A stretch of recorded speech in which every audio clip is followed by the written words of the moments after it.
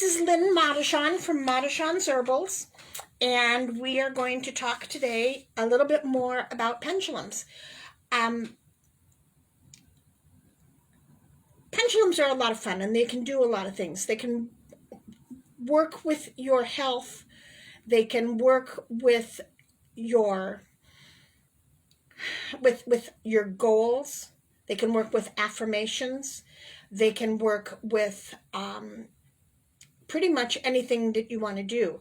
They can dowse as well. Tonight we're going to start by talking about protection. So curses and spells depend upon the belief of the recipient. If you do not believe that you are that there is a curse or there is a spell or a hex on you, it's not going to affect you. But if there's any doubt in your mind, it absolutely can affect your entire body and everything that happens in your body.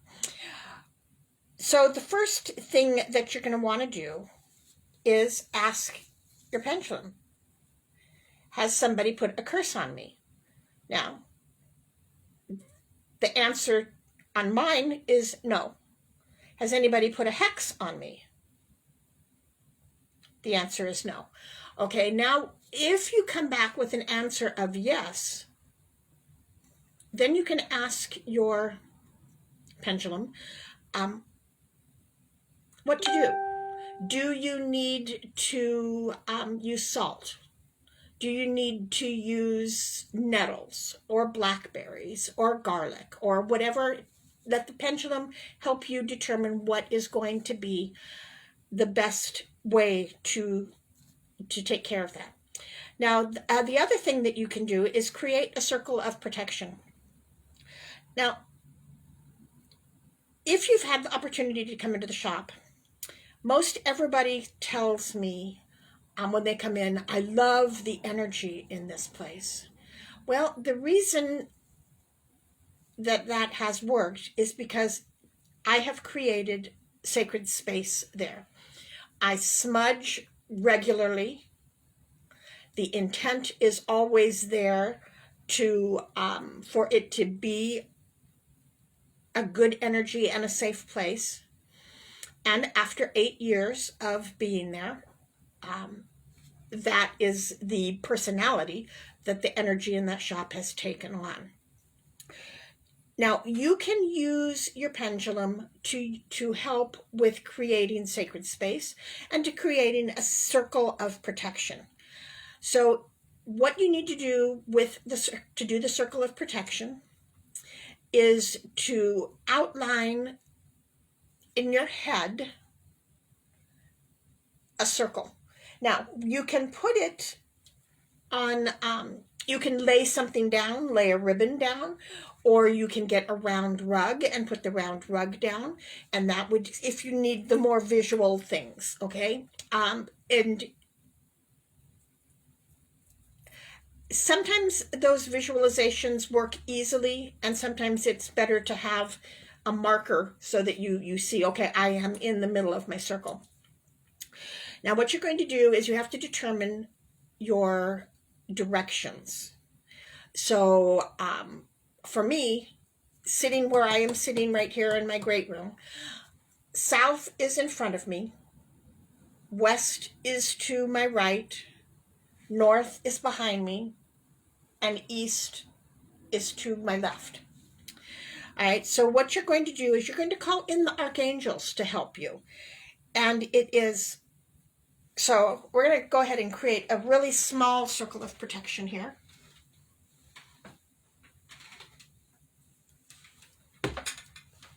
Basically, just right around my feet, okay? So what I'm going to do is everything begins in the east because that's where the sun rises. So I'm going to go to my left and take care of the east. And what I'm going to do is I'm going to hold out my pendulum and I'm going to say, Archangel Raphael, I need your help and assistance. Would you please protect me from any harm coming to me from the east? Now, if you can see my pendulum, it is swinging a very big yes. Okay, so now I'm going to go to the south, and I'm going to say, Archangel Michael, I need your help and assistance. Would you please protect me from any harm coming to me from the south? And again, big swings saying yes.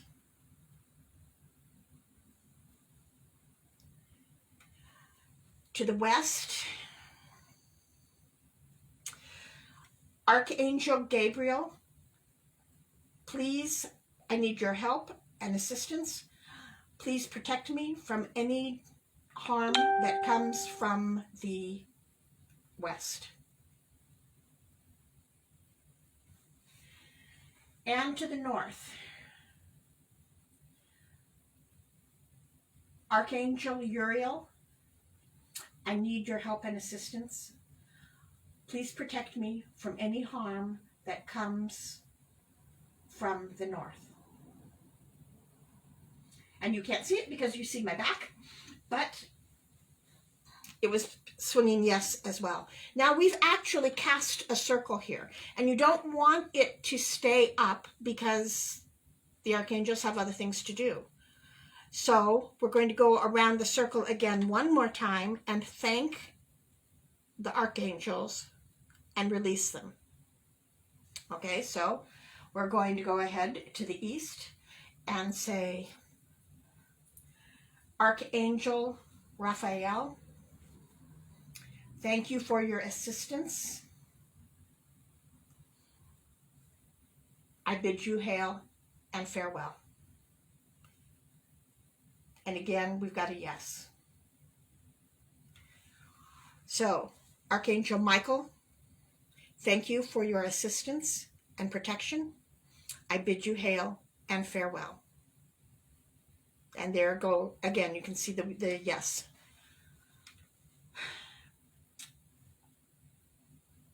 Archangel Gabriel, thank you for your assistance and protection. I bid you hail and farewell. Archangel Uriel, thank you for your assistance and your protection. I bid you hail and farewell. So we raised the circle, asked for protection, and then we released the circle and the angels. You want to make sure you get your response, because that is, if it responds with an answer other than yes, what you're going to do is wait until it does come back with a yes. It is, you don't have to have a hex or a curse or harm to do this circle of protection. It can simply be that you feel the need to be a little bit more protected. And in this day and age, you know, that's probably not a bad thing. If you feel that you are being attacked with a curse or a hex, and if you make this circle at the same place and the same time, you will ultimately create a sacred space that you don't need to do that every single time. So I don't smudge every day. I smudge about every week. And it is, but you still feel the energy when you come in. And where you cast your circle, you will feel that same energy. So if you are doing it in your bedroom, that would be a really good place to have that kind of energy and protection for when you're sleeping. It is when you start going into the place where you have your circle and it starts to feel like my shop, then you don't need to do it every day. You just need to do it when you feel the need for extra protection. You can also find lost articles in your in your house with the pendulum. Now, if you have taken my Magic 101 class, you'll know that I have this little skull that is filled with tequila. This is the white one. I've got a black one and a brown one in the shop. And I hide this guy before every class. And then I have you take your pendulum and find him. And you have to keep quiet because everybody has to find him. We don't want one person finding him. We want everybody to find him, because this is another exercise on how to listen to your intuition, how to work with your pendulum. And so the first thing you're going to do is you are going to ask yourself, I'm going to use car keys, okay? So you're going to ask yourself a question you probably already know. Are my keys in my house? Now, the answer I know is yes, because I always lock the door when I leave. And so if I'm inside the house, the keys have to be inside the house too. If it would say, the only reason it would say no is if I left the keys in the door and forgot to take them out. Then obviously my keys aren't in the house. And so if it said no, my first instinct would be, okay, open the door and check and see if I left them in the door. Then what you're going to do is you're going to narrow it down to the rooms. So I'm going to say, are my keys in the kitchen? And the answer is no. Are my keys in my bedroom? No. Are my keys in my basement? No. Are my keys upstairs? No. Are my keys in the great room? And there we go. It says yes. Now, okay, so now I know that here in the great room, my keys are here. Now you can go one of two ways. You can then narrow it down to all of the surfaces in here. Are my keys in the sofa? Are my keys on the dining room table? Are my keys on one of my sewing machines that are down here? Are my keys on the red ice box? Or you can say, point to my keys. Okay, now if you can see, the pendulum is moving on a diagonal. Now I know you can't see it because it's behind the camera, but my keys are sitting on the red icebox that I have right next to my door. And it is, and I know they're there because that's where I always put them. So, and it made no sense to me to hide something, because if I was hiding it, I would know because I put it there. It is, you can do the same thing over a map. I found a dog for somebody one time that had run away, and I put the map of the general area of the neighborhood, and I asked, where is the dog? I don't remember the dog's name now, and it pointed to an area on the map, and ended up that somebody had found the dog and put it in their yard to try and figure out whose dog it was. So you can do that as well. I have a really cool book right here. Now it's out of print, and it's called Keep It Simple, Sweetheart, and it's pendulum charts. So it's got a little bit of what we talked about over last week and a little bit this week, and then it has, these are charts. Now this is the table of contents of which chart they have, and the charts in here are yes, no, numbers, time, alphabet, angels, ascended masters, elementals, goddesses, gods, power totem animals, psychic tools, spiritual healing technology, healing modalities, chakras, crystals A through L, crystals M through Z. Obviously, if it's only on 2 pages, it's the most common of crystals. Color therapy, spiritual teachers, family and friends, counseling areas, and positive changes. Now, the first one, yes or no, is just this. It's a circle with yes going vertically and no going horizontally. And you would put your pendulum over the center and say, ask a question. So my question is my name Lynn? And it says yes. Is my name Nikki? And it says no. It is, the numbers go from 1 to 9. This is something you could easily create for yourself and use this. So I'm going to ask, the government is putting Snohomish County back into phase 2 for COVID. How long is this going to last?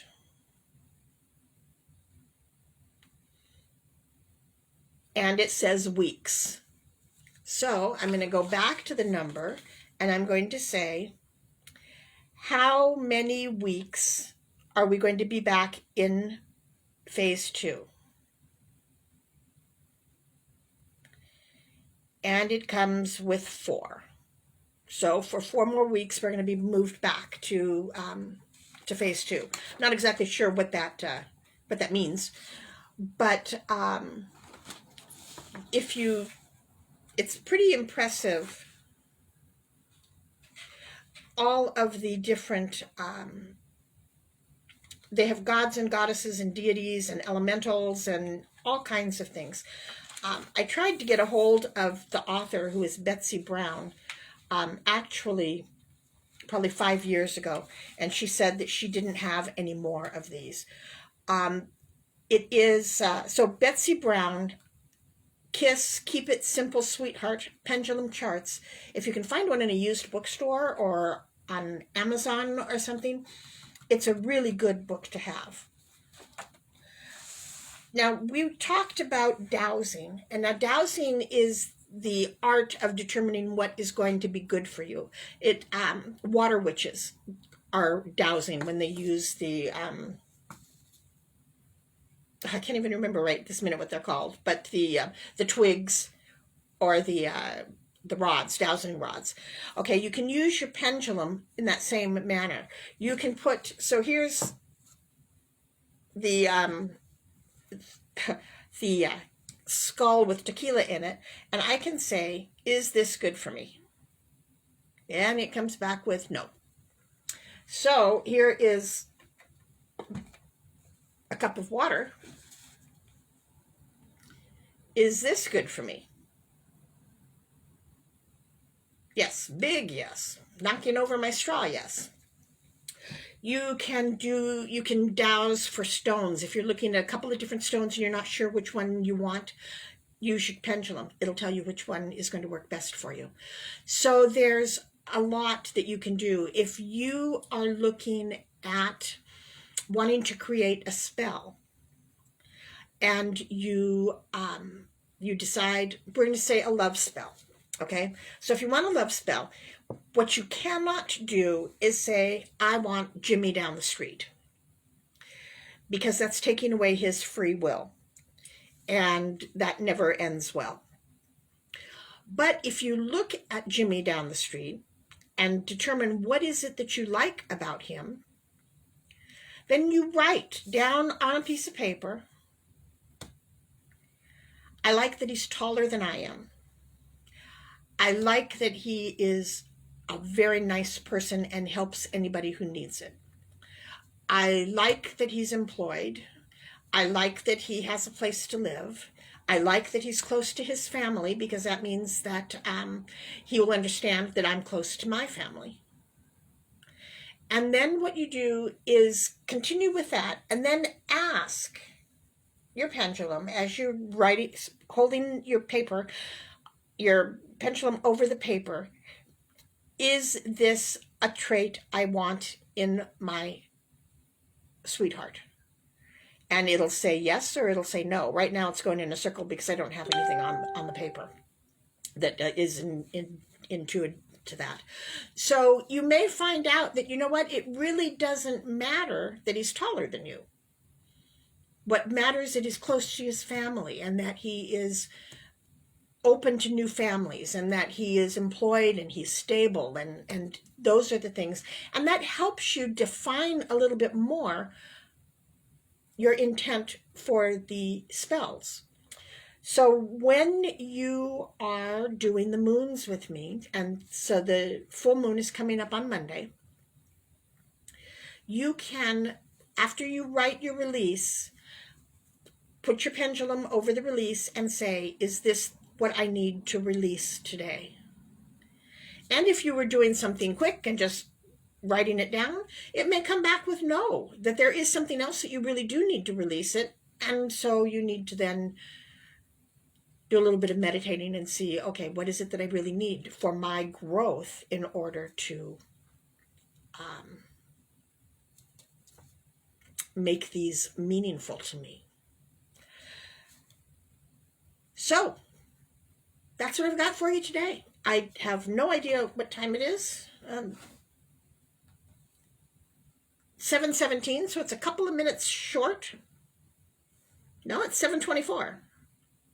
I would just gained a couple of minutes there. So we're at our 20 minutes. If you have any questions, let me know. You can send a note or stop in the shop. Thank you for joining me, and I hope this was helpful. Take care.